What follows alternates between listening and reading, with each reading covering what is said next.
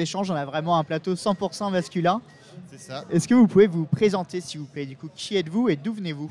Alors non, je vais te laisser te présenter en premier, honneur à la jeunesse. Merci monsieur. Alors je m'appelle Damien Nance, je suis actuellement en BTS GDEA, donc génie des équipements agricoles, Ok. donc à l'UFA d'Avignon. Je suis en première année, voilà, donc c'est un BTS en alternance où on va faire toute la partie pratique en entreprise et en cours, on va prendre des parties plus théoriques, à la fois sur des cours techniques, donc des mathématiques, des sciences physiques, mais également généraux pour notre vie professionnelle future, donc des cours d'économie, de français, de culture générale. Ok, intéressant. Et vous alors? Alors moi je me présente Mickaël Ruiz, je suis chargé de sourcing et recrutement candidat pour l'UFA d'Avignon, donc l'unité de formation en apprentissage du campus Durance et Pays d'Essor, qui représente 2 établissements. Ok.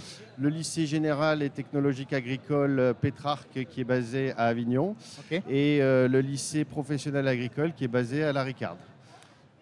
Donc, alors, mon oui. rôle, c'est de promouvoir, faire la communication, promouvoir les formations qu'on propose en apprentissage sur ces 2 établissements, participer au recrutement des candidats et ensuite les aider, les accompagner dans la recherche d'une entreprise d'accueil pour leur contrat d'apprentissage, puisque la réussite en apprentissage commence par trouver une entreprise. Oui, ce qui n'est pas Et le donc, plus facile. ce qui n'est pas du tout facile, voilà, quand on n'est pas initié en plus, puisque bien souvent c'est une première immersion dans le monde professionnel. Donc vraiment, voilà, de les accompagner dans cette réussite-là pour pouvoir leur permettre d'accéder aux formations et de se former à un métier.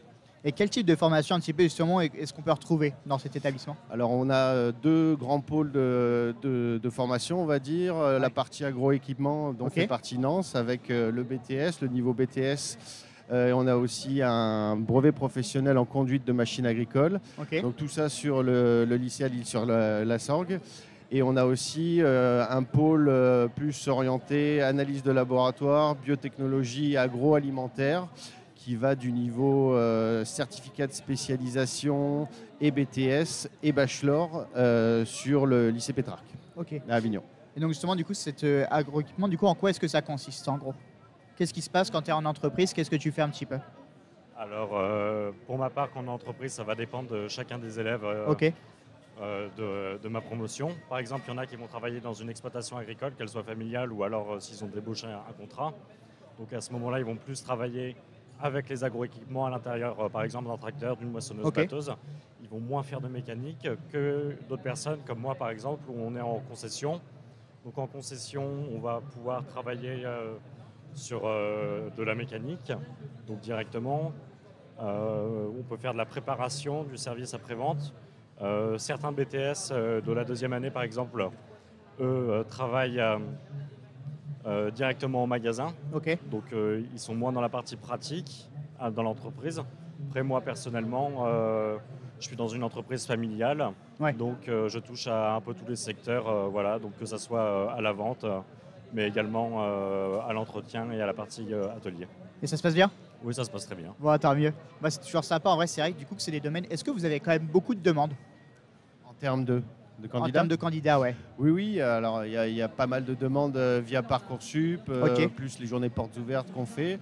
Et après, effectivement, afin de pouvoir monter un petit peu en puissance ou du moins pérenniser voilà, les effectifs des classes, mon poste a été créé cette année, donc j'espère que, on est bien parti pour avoir de bons résultats. Après, souvent on est confronté dans le domaine de l'agricole à des clichés. Bon, c'est vrai que c'est un domaine qui est difficile, avec le travail qui est pénible, une certaine pénibilité du travail. Mais aujourd'hui, il y a vraiment une évolution, une révolution même, j'ai envie de dire, qui se fait au niveau des agroéquipements, qui vont de plus en plus vers l'automatisation, la robotisation et qui allègent cette pénibilité.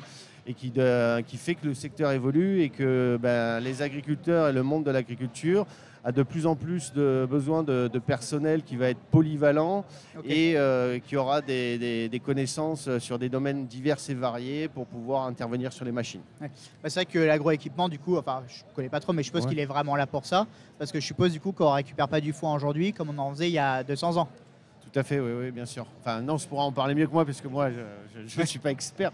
Mais voilà, on va vers l'optimisation parce qu'il y a de nouveaux défis à relever, hein, avec la population mondiale qui augmente, les enjeux climatiques, le bouleversement climatique qui va pouvoir avoir un impact négatif sur la rentabilité des récoltes. Donc, pouvoir mieux travailler avec plus de confort pour l'homme, mieux respecter l'environnement, la planète et avoir tout en ayant une rentabilité au niveau des exploitations qui va être optimisée le plus possible pour répondre à la demande de nourriture de la population, quoi. On me demande du coup, le jeune aimerait faire quel métier après sa formation du coup? Qu'est-ce que tu envisages après? Moi personnellement, pour l'instant, je ne sais pas encore trop. Après, vu que je suis dans une entreprise familiale, c'est quand même dans un but de reprendre l'entreprise. Donc pour l'instant, ça a été une entreprise qui a été une concession de tracteurs il y a une vingtaine d'années. Elle a su se réinventer donc, pour suivre les aléas du commerce, tout ça. Donc actuellement, on est plus dans une optique de vente de matériel attelé derrière un tracteur, donc plus de petites machines. Donc pour l'instant, c'est notre secteur d'activité. Après, comme au niveau du matériel, tout évolue.